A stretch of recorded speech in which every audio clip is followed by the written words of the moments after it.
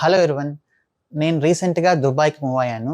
Already దుబాయ్‌కి వచ్చి 2 weeks అయింది. రీసెంట్‌గానే ఎమిరేట్స్ ఐడీ, వీసా అవన్నీ ఆ ప్రొసీజర్ అంతా కంప్లీట్ అయింది. సో, నేను సింగపూర్ నుంచి దుబాయ్‌కి ఎందుకు మూవ్ అయ్యాను నెక్స్ట్ 2 ఇయర్స్ అట్‌లీస్ట్ అనేది ఈ వీడియోలో మీకు చాలా డీటెయిల్‌గా చెప్తాను. ఇది చాలా అంటే చాలా ఇంపార్టెంటు. దీనిలో మీకు చాలా క్వెషన్స్‌కి ఆన్సర్స్ కూడా దొరుకుతాయి. ఫస్ట్ ఆఫ్ ఆల్ దుబాయ్‌కి ఎందుకొచ్చానంటే ఏఐ ఆప్స్ పైన ఒక ప్రోడక్ట్‌ని డెవలప్ చేయడానికి నేను దుబాయ్‌కొచ్చాను ఇంకొకరితో కలిసి. బట్ ఏఐ ఆప్స్ అనేది ఇంకా మెచ్యూర్‌గా లేదు. అది చాలా ఇమ్మెచ్యూర్‌గా ఉంది. సో, అందుకని మేము దీనిని 2 ఫేజెస్‌గా డెవలప్ చేశాం. ఫేజ్ 1 వచ్చేసి ప్లాట్‌ఫార్మ్ ఇంజినీరింగ్ పైన ఉంటుంది. ఫేజ్ 2 వచ్చేసి ప్లాట్‌ఫార్మ్ ఇంజినీరింగ్‌ని ఏఐతో ఇంటిగ్రేట్ చేస్తే అప్పుడు అది ఏఐ ఆప్స్ అనేది కంప్లీట్ అవుతుందనమాట. సో, ఫేజ్ 1 గురించి ఫస్ట్ మనం డిస్కస్ చేద్దాం.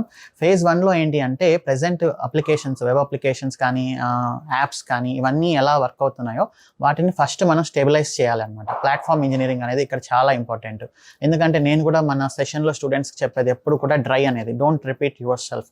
మీరు రాసే కోడు అన్ని ప్రాజెక్ట్స్‌కి ఒకే రకంగా వర్క్ అవ్వాలి. దాన్ని పారామీటరైజ్ చేస్తే ఎంత ఎఫెక్ట్‌గా ఉంటుందో that is called platform engineering. ఈ ప్లాట్‌ఫార్మ్ ఇంజినీరింగ్‌లో భాగంగా నేను మన సెషన్స్‌లో షెల్ స్క్రిప్టింగ్‌లో ఫంక్షన్స్ కానీ, యాన్సిబుల్ రోల్స్ కానీ, టెరాఫార్మ్ మాడ్యూల్స్ కానీ, జెన్కిన్స్ షేర్డ్ లైబ్రరీస్ కానీ, హెల్మ్ చార్ట్స్ కానీ, ఆర్గో సీడీ టెంప్లేట్స్ కానీ ఇవన్నీ these are all coming under platform engineering అనమాట. వీటిని మీరు పర్ఫెక్ట్‌గా గాని డెవలప్ చేస్తే ఎన్ని ప్రాజెక్ట్స్‌కైనా మీరు దాన్ని అప్లై చేయొచ్చు చాలా ఈజీగా. సో, ఇప్పుడు నేను ఏదైతే మీకు చేసి చూపిస్తున్నానో ఇవే నేను ప్రీవియస్‌గా డీబీఎస్ సింగపూర్‌లో గానీ, ఎంఏఎస్ సింగపూర్‌లో గానీ ఇవన్నీ నేను ఇంప్లిమెంట్ చేశాను. వాటినే నేను మీకు టీచ్ చేస్తున్నాను. ఈ ఈ ప్రిన్సిపల్స్ అన్నిటిని యూజ్ చేసి ఫస్ట్ ప్రొడక్ట్‌ని స్టేబిలైజ్ చేయాలి. అంటే మేము ఎవరైతే క్లయింట్స్‌తో వర్క్ చేస్తామో వాళ్ళ దగ్గర ఉండే డెవసెకాప్స్ కానీ, ఇన్ఫ్రా కానీ మొత్తం స్టేబుల్‌గా ఉండాలి. పెద్దగా ప్రాబ్లమ్స్ అనేది రాకూడదు ఇంక్లూడింగ్ మానిటరింగ్. ఇది ఫేజ్ 1.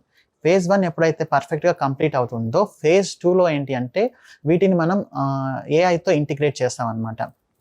ఏఐతో ఇంటిగ్రేట్ చేసినప్పుడు అప్పుడు హ్యూమన్ ఇంటరాక్షన్ లేకుండా చాలా తక్కువ హ్యూమన్ ఇంటరాక్షన్‌తో అవసరమైనప్పుడు వితిన్ మినిట్స్‌లో ఇన్ఫ్రా క్రియేట్ అవ్వడం, అవసరమైనప్పుడు వితిన్ మినిట్స్‌లో డెస్ట్రాయ్ అయిపోవడము, తర్వాత ఆటోమేటిక్‌గా మానిటరింగ్ చేయడము ఇదంతా ఫేజ్ 2 అనమాట. ఇది ఏఐ ఆప్స్. మీరు చూసింటారు, చాలామంది నన్ను అడుగుతుంటారు ఏఐ ఆప్స్ స్టార్ట్ చేయండి, ఏఐ ఆప్స్ స్టార్ట్ చేయండి అని. బట్ ఏఐ ఆప్స్ అనేది ఇంకా మెచ్యూర్ కాదు. ఇంకా ఏఐ ఎలాంటి స్టేజ్‌లో ఉంది అంటే మీకు కావాల్సిన రిజల్ట్స్‌ని కొంచెం స్పీడప్ చేసి ఇస్తుంది తప్ప మనకు కావాల్సిన పనులన్నీ దానంతట అదే చేసే సిట్యుయేషన్‌లో ఇంకా లేదు. అది ఇంకా ఇమ్మెచ్యూర్‌గానే ఉందన్నమాట. సో, ఇప్పటికిప్పుడు నేను వెళ్ళి ఏఐ ఆప్స్‌కి వెళ్ళేసి ప్రొడక్షన్ డిప్లాయ్మెంట్స్ చేసేసి, మానిటరింగ్ చేసేసి అని నేను హ్యాండ్ ఓవర్ చేశాను అంటే మొత్తం ఒక పెద్ద డిజాస్టర్ అయిపోతుంది. సో, ఏఐ ఆప్స్‌లో మీరు అనుకున్నంత హైప్ లేదు. మనం ఫస్ట్ చేయాల్సిన ఇమ్మీడియేట్ పని ప్రెజెంట్ ఉండే టెక్నాలజీని స్టెబిలైజ్ చేయడం, దాని తర్వాత ఏఐకి అప్‌గ్రేడ్ అవ్వడం. సో, నేను చేసేది కూడా సేమ్ అలానే. ఫేజ్ 1లో ప్రొడక్ట్ డెవలప్మెంట్‌ని కంప్లీట్ స్టేబుల్‌గా ఉంచి, ఫేజ్ 2లో ఏఐతో ఇంటిగ్రేట్ చేసినప్పుడు అప్పుడు రిజల్ట్స్ అనేది బాగుంటాయి. ఫేజ్ 1 కంప్లీట్ అవ్వడానికే మనకు 6 మంత్స్ టు 1 ఇయర్ పడుతుంది. ఫేజ్ 2 స్టార్ట్ అవ్వడానికి డెఫినెట్లీ 1 ఇయర్ దాటుతుంది. సో, ఇప్పుడు నేను ఫేజ్ 1లో ఏదైతే చేస్తున్నానో అదే మనకు నేను బ్యాచెస్‌లో చెప్తున్నాను, మన స్టూడెంట్స్‌కి నేర్పిస్తున్నాను. వాళ్ళు కూడా అవి నేర్చుకొని చాలా డెవాప్స్ లీడర్స్‌గా, డెవాప్స్ ఆర్కిటెక్ట్స్‌గా మారిపోయారు. ఫేజ్ 2 స్టార్ట్ అయినప్పుడు నేను ఇక్కడ ప్రాజెక్ట్‌లో ఇంప్లిమెంట్ చేసి నాకు కాన్ఫిడెన్స్ వచ్చిన తర్వాత, ఈ హైపు ఇదంతా వెళ్ళిన తర్వాత ఇదే ఫేజ్ 2ని నేను మళ్ళీ మన స్టూడెంట్స్‌కి నేర్పిస్తాను. అప్పుడు చాలా స్టేబుల్‌గా ఉంటుంది. ఎందుకంటే ఏఐ ఇన్ఫ్రా క్రియేట్ చేయడం అనేది అంత ఈజీ కాదు. చాలా కాస్ట్‌తో కూడుకున్న పని. చాలా హెవీ డేటా కావాలి, హెవీ రిసోర్సెస్ కావాలి. సో, అవన్నీ మనకు అంత ఈజీగా దొరకవన్నమాట. సో, ఫేజ్ 2లో నేను ఏఐ ఆప్స్ ఎప్పుడైతే ఇంప్లిమెంట్ చేస్తానో ఆ ఏఐ ఆప్స్‌ని తీసుకొచ్చి మన సెషన్స్‌లో ఇంక్లూడ్ చేసి దాన్ని నేను ఒక ప్రాజెక్ట్‌తో ఇంప్లిమెంట్ చేసి చూపిస్తాను. ఏదో ఊరికే చాట్‌జీపీటీ, కోపైలట్లు చెప్పడం అనేది నా ఉద్దేశం కాదు. నేను ఎప్పుడు ఏది చెప్పినా కూడా ప్రాజెక్ట్‌తో ఇంప్లిమెంట్ చేసి ప్రొడక్షన్ రెడీగా చేస్తాను కాబట్టి, సో, ఈ ఏఐ ఆప్స్ ఎప్పుడైతే మెచ్యూర్ అవుతుందో నేను పర్ఫెక్ట్‌గా ఇక్కడ ఇంప్లిమెంట్ చేస్తానో అదే నేను మీకు చేసి చూపిస్తానన్నమాట.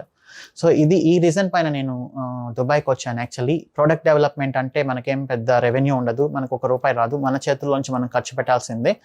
అండ్ సో, ఇక్కడ ఈ 1 year to at least minimum 1 year. So, మాకైతే జీరో రెవెన్యూ.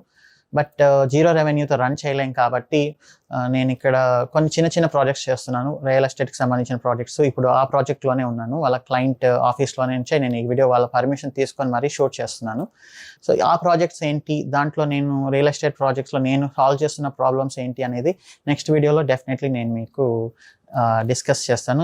క్లయింట్‌ని తీసుకొచ్చి కూర్చోబెట్టి మీ ముందు నెక్స్ట్ వీడియోలో నేను మీతో డిస్కస్ చేస్తాను. సో, ఇది నేను దుబాయ్‌కి వచ్చింది.